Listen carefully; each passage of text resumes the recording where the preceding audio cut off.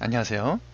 지난 시간에 이어서 이번 시간에는 그 다양한 종류의 전기기기가 어떤 분야에서 어떻게 사용하는지에 대해서 간단하게 설명드리고, 그 다음에 전기기기를 배울 때는 각각의 종류의 기기에 대해서 어떠한 내용들을 공부하는지를 같이 한번 생각해 보도록 하겠습니다.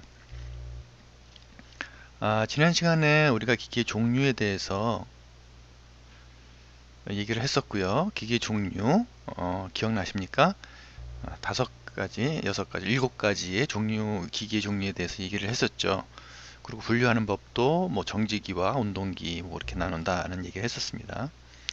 근데 이번에는 이제 그것을 이용을 해서 발전소에서는 어떤 그런 종류의 발전기가 사용되고, 전기 자동차에서는 앞에서 말했던 그런 전기기기 중에서 어떤 것들이 사용되는지, 또 철도에는 어떤 것들이 사용되는지, 우리가 주위에서 보는 변전소에 있는 변압기와 일반적인 소형 변압기들, 그런 것들이 어떻게 보여지는지, 어떻게 분류할 수 있는지, 어떻게 활용되는지, 그런 것들에 대해서 공부해 보도록 하겠습니다. 다시 한번 정리를 하면서 나열해 보도록 하겠습니다. 일곱 가지 우리가 했던 것들이, 지난번에 이제 운동기가 있다, 자, 그 다음에 정지기가 있다, 그런 얘기 했었죠.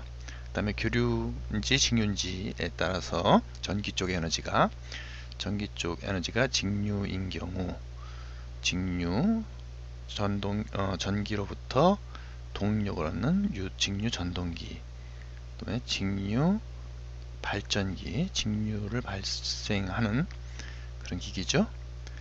그 다음에 교류가 있을 때, 전기 쪽 에너지가 교류일 경우에는 마찬가지로 교류 전동기, 그 다음에 교류 발전기, 이렇게 쓸 수가 있겠죠.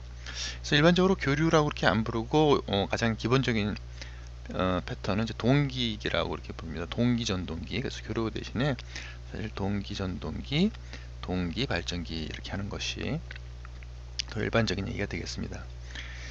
그 중에서도 교류 전동기, 즉 동기 전동기를 다른 형태로 약간 변경해서 운영하는 것이 이제 유도 전동기가 되겠습니다. 그래서 유도 전동기는 발전기는 없습니다. 그래서 유도 전동기는 전동기하고 매우 유사한 형태인데, 회전자 부분이 구조가 많이 달라요. 그러한 내용들은 나중에 또 자세히 설명을 드리겠습니다. 그리고 정지기에는 이제 변압기가 있었고, 그 다음에 정류자라는 얘기를 했었죠. 그래서 그때 7가지 얘기를 했는데요. 그럼 이런 것들이 어떻게 사업 분야에서 어떻게 활용되는지에 대해서 설명을 드리도록 하겠습니다. 하나하나씩. 그래서 여기서 이제 우리가 관심 있게 배울 것이 이제 발전소. 링크를 클릭하면 이제 발전소의 원리가 나오는데요. 그럼 발전소에서는 발전기뿐이 아니라 소형 발전기들도 또 많이 있어요. 그 다음에 여러분들이 요즘 많이 이슈가 되고 있는 전기 자동차, 링크를 누르면 전기 자동차 나오는데요. 전기 자동차는 유도기를 씁니다. 유도 전동기를. 네. 그리고 전기 철도 부분에 내용을 보면 철도에 대한 설명이 나오는데, 철도는 옛날부터 다양한 방식으로 변화가 있었어요. 그래서 초기에는 DC 전동기를 썼다가요, 그 다음에 동기 전동기를 사용하다가, 그 다음에 유도 전동기를 사용하다가, 최근에는 스텝 모터의 일종인 퍼머넌트 마그네틱 모터를 갖다가 사용합니다. 퍼머넌트 마그네틱 모터라고 이렇게 부르는 것이 있는데요. 그것은 뭐 여기서 설명하지는 않고 7가지에 대해서만 좀 설명하도록 하겠습니다. 변전소에서 보는 큰 변압기가 있고요. 그 다음에 우리가 일반적인 일상생활 속에서 볼 수 있는 그런 변압기들도, 소형 변압기들이 있어요. 그래서 이제 그런 내용들을 갖다가 하나씩 소개를 시켜드리고 할 건데요. 마인드맵에서 빨간 링크들을 누르면은 여러분들이 원하는 동영상을 볼 수 있습니다. 동영상의 설명에 일부 캡처한 내용을 설명드리자면은, 발전소의 원리, 지금 발전소는 사실 큰 집채만한 규모의 발전기로 되어 있어요. 그래서 사실 동기 발전기가 지금 설명하는 내용이라 이렇게 보시면 될 것 같은데요. 여기서 들어가서 첫 번째 화면에 나타난 것이 발전기 원리, 이 그림이 아마 이 동영상에 나타날 겁니다. 이 동영상에서 얘기하고 있는 것은 우리가 여기서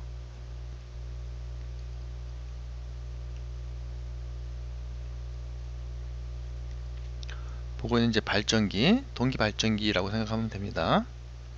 동기 발전기인데 이 발전기는 규모 상당히 커요. 집채만 하죠. 큰 플랜트 공장에 보면은 뭐 무지무지하게 큰 규모의 발전기가 있습니다. 이 발전기는 사실 돌리기 위해서는 기계적인 에너지가 필요하죠. 동력으로 만드는 것을 이제 원동기라고 그러고, 그것이 이제 원동기 부분이 수력에서 얻어져 있는 수차를 돌리는 힘 같은 거죠. 으로 이 터빈을 돌리거나 아니면 화력으로 해서 증기를 발생시켜서 그 증기가 이 터빈을 돌리거나, 원자력에서는 이제 원자력 현상을 이용을 해서 핵이 폭발하는 힘을 이용을 해서 얻어진 그런 열을 가지고 증기를 발생해서 터빈을 돌리거나, 뭐 지금 여기서는 이제 천연가스 같은 것들, 화력 대신에 천연가스를 사용하는 그런 경우도 있고요. 아무려나 이런 원동기를 터빈 형식으로, 원동기에 의한 에너지를 터빈을 통해서 돌려주고, 이 돌려주는 것이 축으로 발전기하고 연결돼서 이 발전기에서 이제 전기를 만들어내는 거죠. 일단 이제 동기 전동기가 발전기가 됩니다. 보통 이 발전기가 만들어지면은 이제 우리나라에서는 60Hz, 그렇죠? 그 다음에 이것이 변전소로 승합을 해가지고 이제 변전소를 거쳐서 집에 이제 우리가 오는 220V까지 오는데 여러 가지 과정을 거치게 되겠죠. 자, 이제 그런 과정들이 있고요. 그래서 이런 것도 이제 동기 발전기가 이런 것이다 라고 여러분들이 이해를 하시면 될 것 같습니다. 그리고 또 다른 내용으로, 이렇게 큰 발전기만 있는 것이 아니라 작은 발전기들 있죠. 물론 여러분들이 뭐 제초기 같은 걸, 제초기가 아니죠, 어떻게 뭐 산에서 활동을 하는데 전기가 필요하다, 또는 어떤 공장 같은데 또는 아파트 같은데 지하에 보면은 전기가 끊어졌을 때 발전을 시킬 수 있는 그런 것들이 있습니다.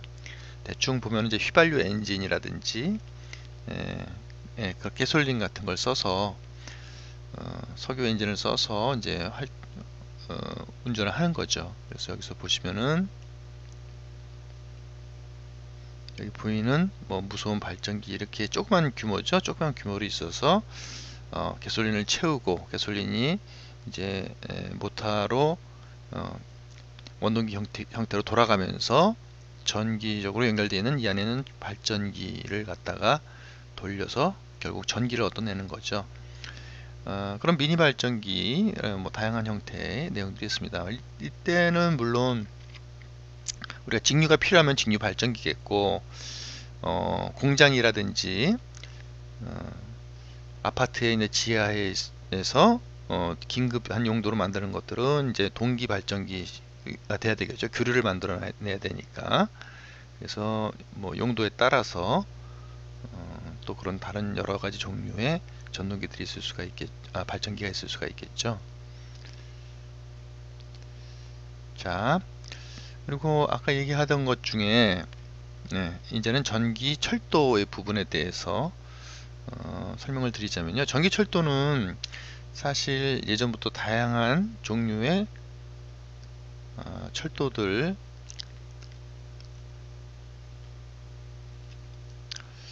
갖다가 사용하면서 진화를 해왔는데요.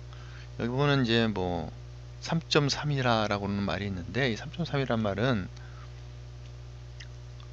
이렇게 기술이 발전하면서 그 중량 또는 그 용량, 물리적인 용량에 비해서 발생시키는 에너지의 크기가 이런 식으로 계속 증가해 왔다는 거죠. 그래서 처음에는 모터 규모가 커도 전기 에너지를 많이 생산을 못했는데 기술이 좋아지면서 이렇게 커졌다는 얘기죠. 점점.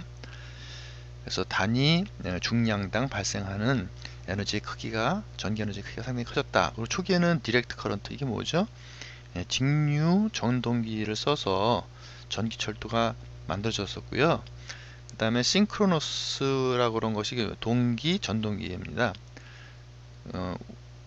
동기 전동기 원리를 이용을 해서 만들어졌고, 어싱크로너스라고 그런 것은 유도 전동기를 얘기합니다. 유도 전동기 또는 유도기라고 해도 유도 전동기 하나밖에 없으니까. 그 다음에 최근 들어서는 퍼머넌트 마그넷이라고 해가지고 스텝 모타의 원리를 이용한 일종의 기계인데요.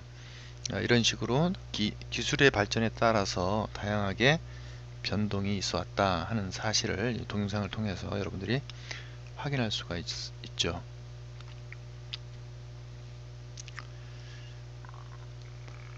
자, 마지막으로 운동기 중에서 마지막으로 우리가 그 테슬라의 전기 자동차 얘기 많이 들으시잖아요.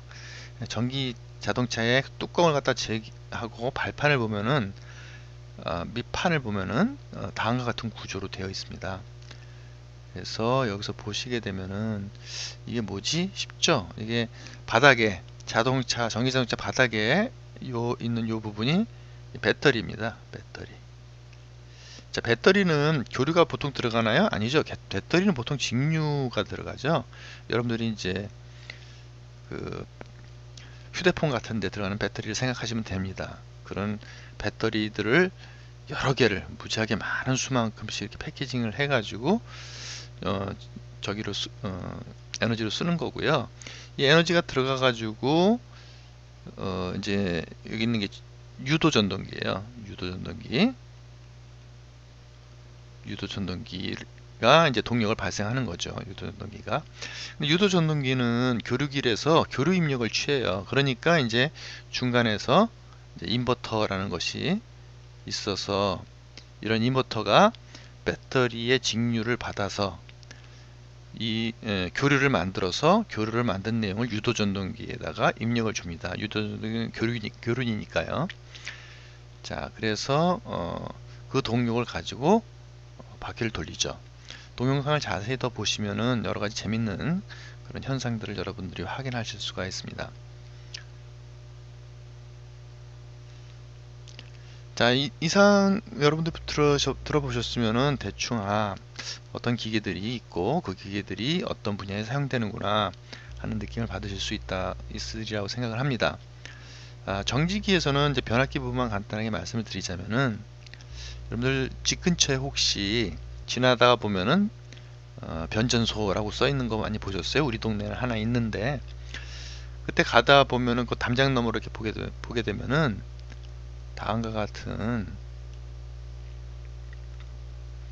구조물들이 보입니다. 뭐 애자 같은 것들도 있죠. 그래서 뭐 송전선을 통해서 주택가 근처까지 간 고압이 이제 고압선을 통해서 이렇게 가면은 이 고압선들이 들어가 가지고 집 근처에 변전소에서 이제 감압이 돼서 이제 220V 쓸 수 있도록 이렇게 감압이 되는 거죠. 그렇게 해서 이렇게 사용되고요.